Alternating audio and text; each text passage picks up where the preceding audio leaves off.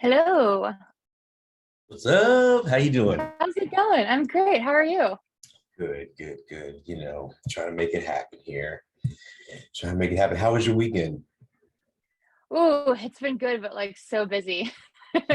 We played a Yeah, show here in Richmond Friday and then a show in Harrisonburg last night. And then today had like a graduation party for my cousin. So it has just been nonstop. that's awesome. I'm actually from Harrisonburg, so that's really cool. Sweet. That you played down there, because I mean, I feel like nobody used to go down there. Other than uh JMU, people play there, and Hmm. there's a few venues and stuff, but now it's like a little scene and stuff. It's really dope. It's really dope. Yeah, it was cool. We had fun. It was chill. The show on Friday here in Richmond was not chill. It was kind of insane, but it was a lot of fun. But last night was like definitely like a more of like a sit down atmosphere. It was good. Oh yeah. Oh, so you just mean the audience and stuff? Because yeah, I saw a video, the Gallery 5 shit, and I was like, oh yeah, they turn it up, they turn I it have up. no idea how anyone, I mean, I'm glad people were there, but oh my God, it was kind of a rager. We got asked to play a frat party afterwards, and I was like, we'll see. Wow. Hey, Yeah, come on, man. I mean, gotta do a couple. I know. It's not the best, but I mean, actually, yeah, I mean, no, it's actually pretty rough to do the frat parties, Yeah. I but don't know how well I would fare. listen, I think with your voice, they would hone in after a while. They'll be like, oh, Yeah. Okay, well, RVA Mag joint here, but also I do this on Zoom for a number of reasons. One being that I usually put this on Patreon for the hustle season. People like to check out like the full interview without any edits and everything. Cool. Because I edited this up and all everything for the RVA Mag stuff. But um, I've listened to the record a few times, and man, I mean, got some really cool stuff on here. And I'm really excited to talk to you about all the things that make up your whole vibe. So Oh, um thanks. yeah, so yeah, let's yeah, I have quite a few things. Okay, so let's see, where do we start? Where are you from? Originally just outside of Richmond. Okay. Like I grew up in the West End, went to college in North Carolina, bounced around a little bit, lived in Florida, LA, and then ended up back here for music. So yeah, full circle. So you've already lived in LA? Yeah. I have a film degree. I went to school for film.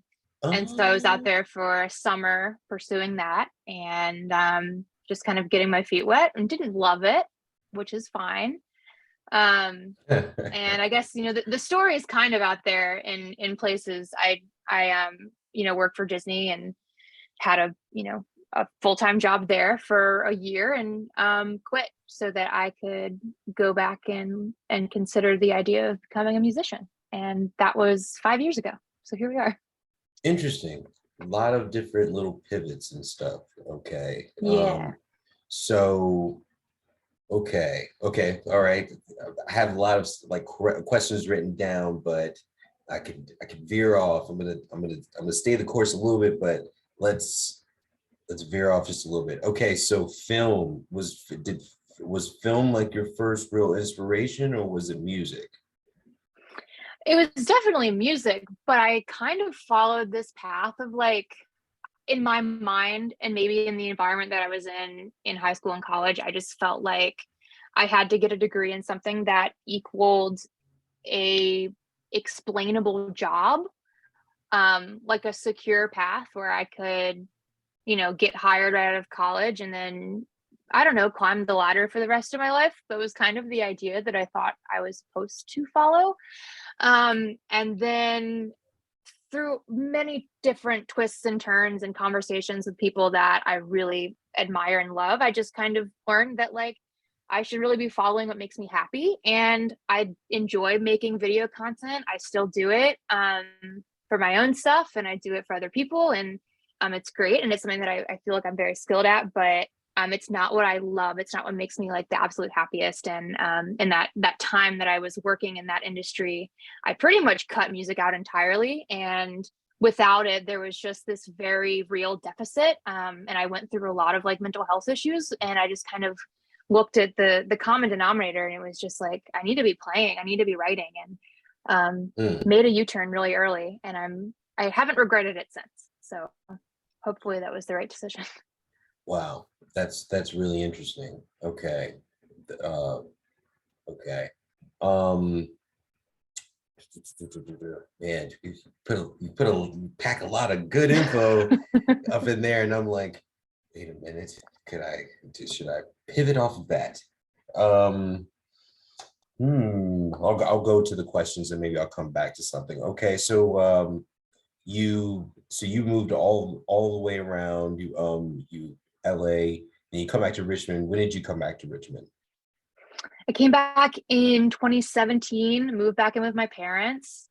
That was a very humbling experience, and tried to find some other video-based work. I almost got a job at a label in North Carolina, and I would have been doing video content and artist relations. And I had this conversation with somebody during the interview process, and I realized like how much I would have rather have been the artist than the person filming the artist, and started to look around and realize that like Richmond has a scene, and if there's any place that I could try to devote myself to music and just test it out safely without making an investment in like moving to Nashville or New York or wherever, home felt safe. And started to do the open mic thing and met all the people that I have in my life now.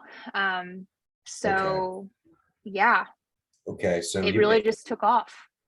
And you could get a job, by the way. It just seems like you just I'll just go here, grab a job there, just make it happen. I mean, like you I guess from your experience all the way around, you have things that you could do that could work for you.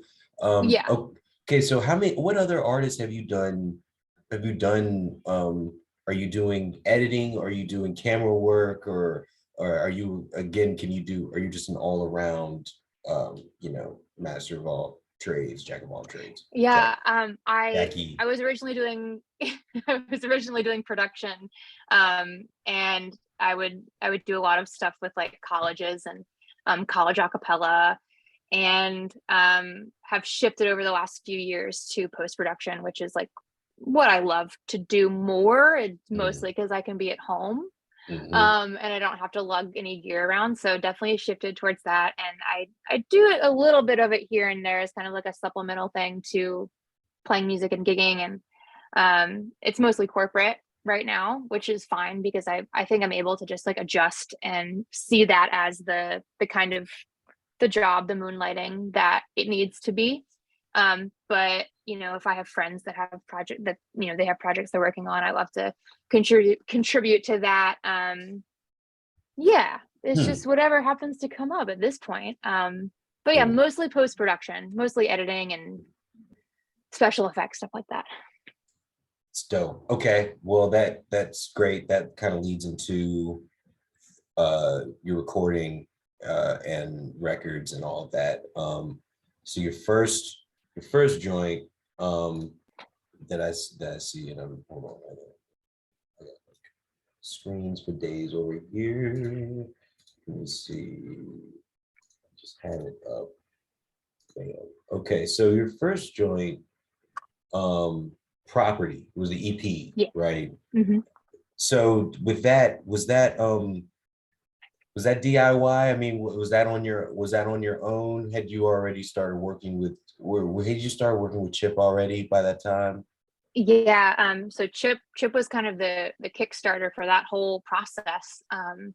We met and started working on music together, and he kind of encouraged me to get the songs recorded and make an EP. And we started off just like I hadn't even moved out of my parents' house yet, and we were like in my like childhood bedroom, like playing these songs out and figuring out new ways to arrange them, because I was coming at them from just an acoustic guitar singer-songwriter background. I hadn't picked up an electric guitar. I hadn't even thought about the idea of like making this thing into a larger sonic, I guess, experience. So we demoed all of the songs out together and took them to Elephant Ear Studios and did a couple weeks there, and then finished the record at Montrose. And it was crazy. It was my first experience working on my own music in a studio, and just kind of not really knowing if anything I was doing was right. But I had Chip and Nate, of course, who we record a lot of stuff with as well, and several other bandmates at the time that everyone had really good ideas. And Nate Hubbard. Yeah, Nate Hubbard. Yeah, right. Okay. Yeah. I'm getting to know. He's lovely. I'm getting to know the circle. The circle. Yeah. Yeah. Yeah. Yeah. Cool. Okay, so that was your first experience, Property. Okay. Mm-hmm. That's really cool. And so doing that recording Into the Fray, I feel it definitely has a little bit more seasoning on it, seasoned, but the song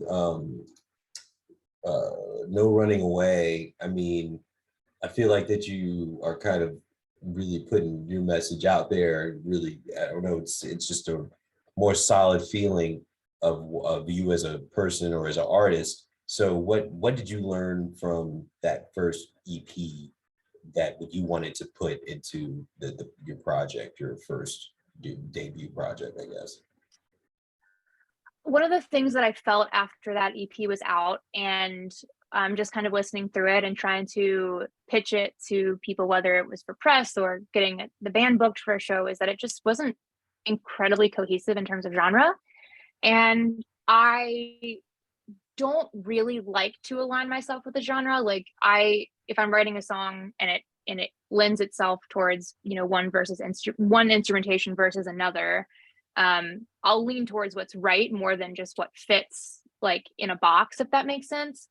Totally. But I did want to tell more of my story in a vulnerable way, in a way that you could look at the record and listen to the songs in order and get a story out of it. That I just feel like an EP, just in general, it's just hard to feel that with 6 songs. Property was definitely experimentation for me across the board. And I learned that I, very like little things like doing vocal takes, I need to have like 10 hours by myself. Like no one can be with me. I can't be recording vocals with another person in the room. Like I learned that, and it was it was like an aggressive learning experience, because I was just so frustrated with myself in a studio trying to lay vocals down in an hour, and it just wasn't happening. I'm a perfectionist about it, and I know that. So like the bigger things, like what kind of environment do I enjoy working in? Can I allow my creative process in terms of producing a track or working with someone else to produce a track? Can that go a little longer than just that kind of concentrated week or 2 week period in a studio? So that, coupled with the pandemic, I mean, Chip and I were basically forced to figure it out, because we didn't see ourselves going into a studio and taking these songs anywhere in, March 2020, when we were first thinking about making another record. And so when we were able to move out of our apartment and invest in this studio, which I'm sure you're familiar with, because I know Chip did his chat here as well. Very familiar. Yes. Yeah. Yes. We, it just kind of became a necessity to figure out how to really do it ourselves, but do it right. So like, just because it's DIY doesn't mean it can't sound like $1 million. Facts. That's a fact. Yeah. Well, I mean, I noticed that on the record. I noticed that a lot with the record, that I couldn't really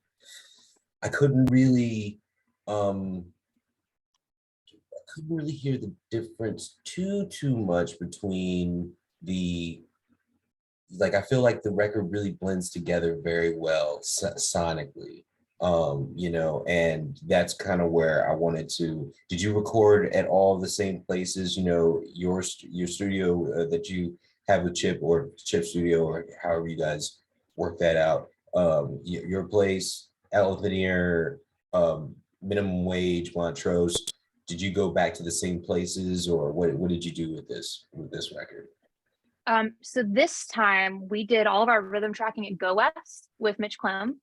And we had worked with him on some singles and some smaller projects, and just really liked his home studio space.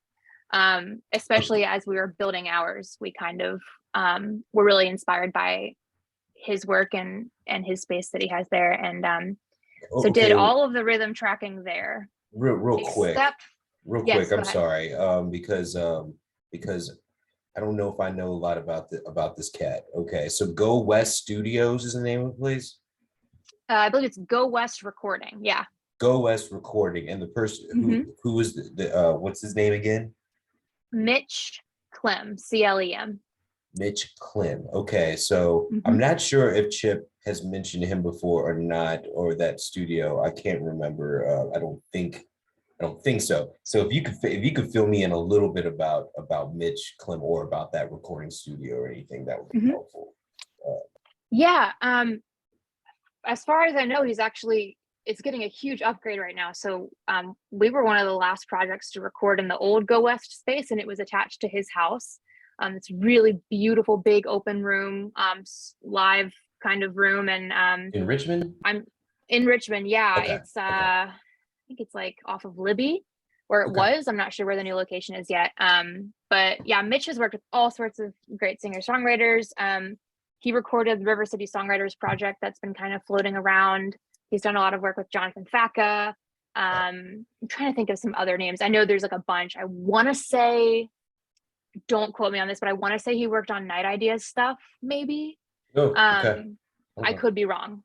Okay. It's like that's floating in my brain somewhere. It might need to be verified. But yeah, cool. that was cool. It's a lovely space. He's really great to work with. He gets incredible sounds. And then we finished a couple songs on the record with Lance at Minimum Wage, and actually had him play drums on a couple of tracks as well. Okay, that's filling in some blanks for me there. Okay, yeah, so did you I feel like that the production feels, I mean, it feels very full. I love it. And I am a fan of Chip's style. Are you guys co-producing together? I mean, do you feel like you take a lot of ownership? I mean, obviously you do. I mean, it's your stuff. Yeah. So you obviously probably take a lot of ownership over the production, especially at this point. So how does that work with you guys? Because you play multiple instruments. Yeah. He plays multiple instruments. So like, how does that work? Yeah. So for this record, we kind of split the duties. So there are some tracks that are credited exclusively to me, some exclusively to him. And then some we worked on together. And so it kind of depends on the track. The ones that are the most pop centered, I would say, probably are me. And then the ones that have that crossover, probably both of us. And then the back half of the record, songs like Unknowing, Praying in the Rain, Waiting Place, that's all Chip. That's his kind of, his strengths are in that kind of singer-songwriter Americana fringe realm. And so I kind of let him just have at it with those and help, figure out exactly what needs to be where. So definitely a shared responsibility. I came into my own as a producer on this and kind of learned how to find the sounds that I wanted. I did a lot of like watching my favorite producers work, finding videos on YouTube of them explaining their songs and their production style, and felt really inspired by like Jack Antonoff and Ryan Tedder. And I'm always just like trying to learn more from them because I've grown up listening to the things that they've both produced. And a lot of that I think reflects in the pop side of this album. I'm glad that you mentioned those two, Ryan Tedder and who's the other person that you said? Jack Antonoff. Jack Antonoff. I'm very interested in their production right now. Well, maybe more Jack than Ryan, but very good though. So Are there any other vocal inspirations that you have? Because I mean, I just think, you know, give you just another credit there. I mean, the vocals on your record are, I mean, just excellent. I mean, really Thank good. you. You know, I mean, Thank you you have so a much. really just very clean sounding and precise. If that's the word I was looking for, like I think, um, yeah, there's something about where the placement. There's a placement thing, like where it's like this is very set in stone. This is how I want it to sound, kind of vibe, Yes. and you hear it on the record. So who are your other either vocal inspirations slash writing and writer inspirations, Yeah. even production, vocal arrangement, any of those things? Who are those people for you? Yeah. Thank you for noticing that because it was all very intentional. And placement is a word that I use like every day, whether it's vocally or in terms of like choices in a song. So yes, that's very validating to hear. My like number one fangirl, like celebrity crush is Sarah Bareilles. Oh I've wow. listened to every single record of hers and just feel very connected to her in a way that like I really think one day I'll get to sing a song with her. And I know that's crazy, but I'm going to Put it up manifest there. it. Put it um, up. Other than that, it's like, Maggie Rogers. I love the stuff she's done over the last few years. Matt, oh, I'm sorry, I got what was that name? Maggie Oh, Rogers. Maggie Rogers. Oh yeah. Yeah, I yeah, no, I yeah, like her a lot. yeah. Absolutely. Yeah. I'm excited to hear this new album she's got coming out too. Me too. Absolutely. Oh gosh, who else? Madison Cunningham, got really into her stuff while working on this. Okay. Yeah, those are probably the main ones. I Cool. mean, I don't know. Those are Okay, probably that's the big those ones. those are really good ones. Okay, I really liked the videos that you have up. The artwork is also. Let's go with the artwork real Sure. quick. The artwork. I mean, what was your inspiration behind that? That is, you know, I feel like that if somebody else needs to come out with a record in y'all's clique, and then you guys can have a real nice, like like Like, three-tiered animal yeah, here. I don't know if Chip's got some solo stuff chilling, but there's maybe. the artwork even with Justin's album and then your album, and it's just like the artwork is really tight. It's really cool. What was your inspiration for that?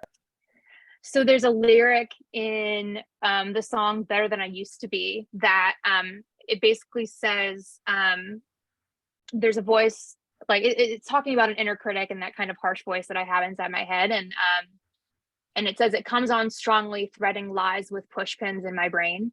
And the idea that the visual of that when I was writing it was like a conspiracy wall, like the idea that sometimes our inner critics or low self-esteem or whatever the case may be, inner demons, whatever you want to call it, can thread conspiracy theories about ourselves that just like aren't true. And so that's where that idea came from, was that I knew this record, every song on it was a process of me discovering something about myself. And I thought that visual would kind of reflect that sense of searching, that sense of longing for like an essential truth and getting back to who I am, because I've kind of said before, and it's floating around in a bio out there, that Into the Fray is a record that I experienced a lot of grief during the process of writing and recording it. And the title track, or the first song on the album, is Way Back Home, and it's just this question of like, won't you show me the way back home? And so all of that kind of came together in this visual. And I literally built like a 5 foot by 7 foot bulletin board in my house that we got off of Craigslist with all of that stuff on it, and it sat here for months until we were able to get it photographed with Joey Wharton. And yeah, that visual had been there for a long time, and it just is one of those things that I just knew that I wanted to be the symbol of this record.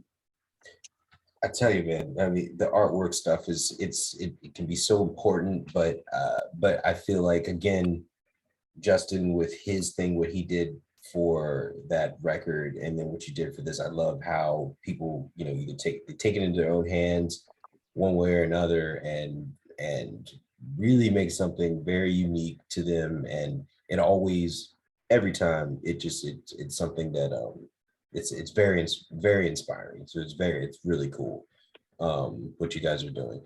And Thank you. YouTube, what are your thoughts on it? Because like you have some, you kind of popping out here on YouTube. When I was checking it out, I was like, oh, you got almost 2K followers or subscribers on your YouTube, and you have like a lot of good videos, good quality videos, and that makes sense because um you have a lot of experience in that realm. So is that kind of important to you to have that kind of um to have that going, you have your YouTube like going off, like, and having a lot of cool stuff on there and having the performances? I saw you were doing some regular stuff. I feel like that, like, with your voice and everything, you could, I mean, do you have a TikTok too? You have a TikTok?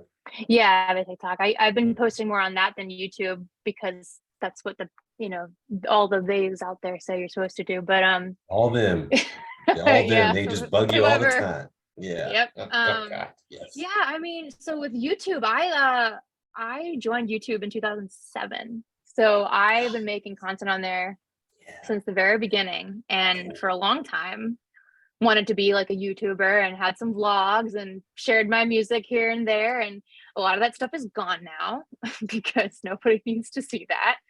Oh wow. But See, I will okay. say, yeah, I will say that it was my outlet when I was first exploring the idea of being or pursuing a career in music. I was posting a new song every month on YouTube as part of this Song of the Month club. And Right. what people could do is join and you know, get a new demo every month. And a lot of those demos ended up on either the EP or this new record. So Wow. yeah, it's definitely a creative outlet for me. I feel like it's fallen off a little bit just because of the rise of TikTok and short form video content. But I, like I said before, I do love making video content, and feel like I'm pretty good at it. And so I'll definitely take the time to make my own stuff. All of the videos on there for this record, I either DIY'd them here in the house or like had one or two people help me with them. Mhm. Um, just trying to keep like a pretty well balanced budget without going too crazy on the video stuff. And it was fun. It was fun to make all of that stuff. Nice. Okay, so all right. So now you got the album out. You put it out on vinyl. The album release looked like it was off the chain from what I saw. So that's exciting. So what is next for your group, your band? By the way, your band is disgusting too. I like all of them. So what will you say? What do you think is going to be next for you guys and what you're trying to do?